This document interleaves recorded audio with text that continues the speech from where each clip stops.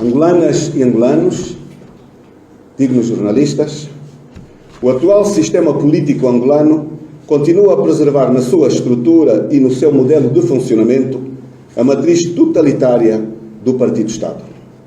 Este sistema, assim estruturado, lesa os fundamentos do Estado de Direito democrático, porque nega a criação de mecanismos capazes de garantir uma democracia plena, que assegure os direitos e liberdades fundamentais, a igualdade política e económica, o funcionamento democrático das instituições e a transparência na gestão dos recursos públicos.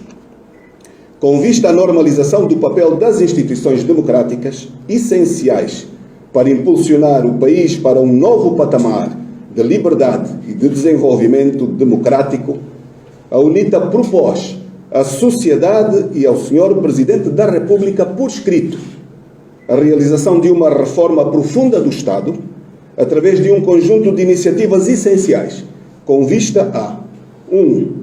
Revisão da Constituição. 2. Revisão da Lei Eleitoral. 3. Consolidação da reconciliação nacional. 4. Institucionalização do poder autárquico. 5. Reorganização do poder judicial e consuetudinário. A UNITA recebeu com surpresa o pronunciamento do Sr. Presidente da República com relação à revisão da Constituição, pois constitui uma evolução inédita no seu pensamento, se tivermos em consideração que há bem pouco tempo a ideia de tal revisão apresentada pela UNITA fora por si descartada, ao considerar que Angola tem uma das melhores constituições do mundo. A UNITA considera, entretanto, que numa fase pré-eleitoral, uma revisão da Constituição pode levantar suspeições, podendo ter como objetivo a não realização das eleições gerais de 2022. A menos que esta vise desencadear um amplo consenso nacional sobre questões que preocupam a sociedade em geral. Mas devo referir que, neste momento, não existe nenhum diálogo institucional que o confirme. Bem pelo contrário. Assim, uma revisão da Constituição, em base a um amplo diálogo nacional, deveria abraçar e deverá abraçar, entre outras questões, 1. A eleição direta do Presidente da República. 2. Os poderes excessivos do Presidente da República, na atual Constituição. 3. A alteração dos símbolos nacionais. 4. A retomada da soberania da Assembleia Nacional. 5. A proibição da acumulação de funções dos governadores provinciais, administradores municipais e comunais, com funções partidárias. 6.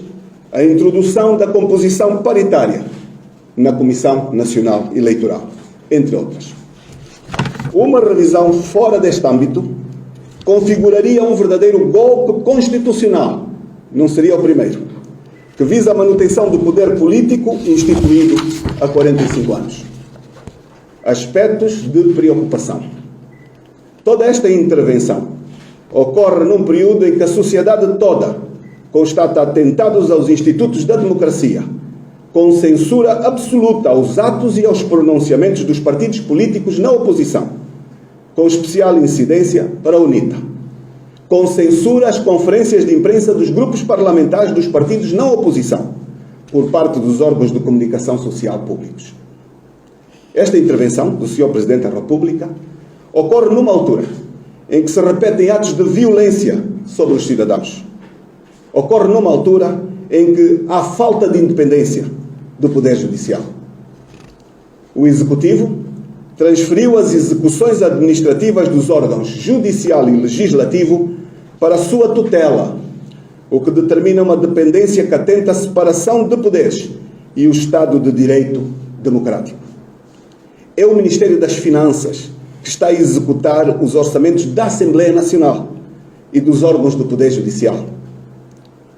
E por estas razões, os grupos parlamentares não têm orçamentos de funcionamento há mais de um ano, inviabilizando duplamente a fiscalização aos atos de governação. É neste ambiente que seria bem mais adequado e correto propor uma revisão constitucional em base a um amplo diálogo e em base à criação de consensos, que não é o que está a ocorrer.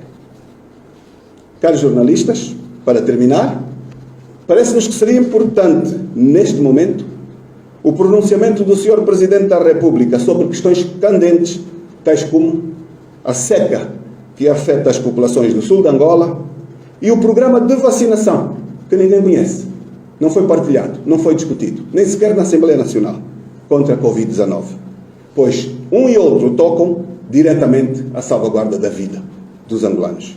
Muito obrigado.